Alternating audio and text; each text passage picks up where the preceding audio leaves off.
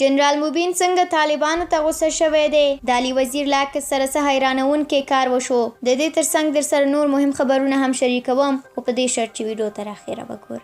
په لومړي سر کې به درته دا وایم چې جنرال موبین چې د طالبانو غړی او په رسنیو او ټولنیزو رسنیو کې سرسخته مدافع بلل کېږي، لیکلی دی د طالبانو د حکومت ځینو پرېکړو مایوسه کړی دی. د امر بالمعروف په ځینو کارونو هم انتقاد کړی دی.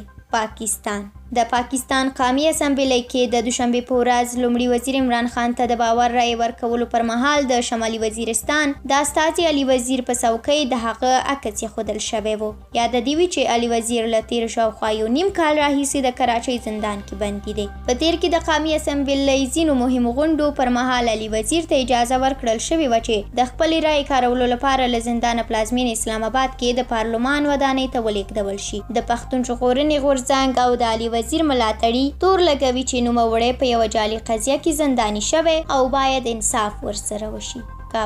د کابل ښار په 8مه ناحیه کې وسلوالو غلو د موبایل په سر یو ځوان شهید کړی دی. د دې هلک کورنۍ وایي چې هغه تېر ماښام کور ته په لاره و چې غلو شهید کړی او موبایل یې ترې وړی دی. کمال خان بند د کمال خان بند د اوبو کاسه خالی شوې ده. د دغه بند اوبه څه موده وړاندې طالبانو ایران سره تر یوې موافقې وروسته دغه هیواد ته ورخوشي کړي. کمال خان بند یو کال وړاندې د ولسمشر غني له لورې پرانیستل شوی و. په پای کې همدا خبر چې د افغانستان د کرکټ ځلانده ستوری راشد خان په IPL کې د ګجرات کرکټ لوبډلې مرستیال لوبډل مشر وټاکل شو. دا خبر د ګجرات لوبډلې په خپله فیسبوک پاڼه تایید کړی دی. د ګجرات ټایټانز لوبډله په IPL کې نوې لوبډله ده چې د راشد ترڅنګ پکې 2 نور افغان لوبغاړي رحمان الله ګربز او نور احمد لکنډوال هم لوبیږي.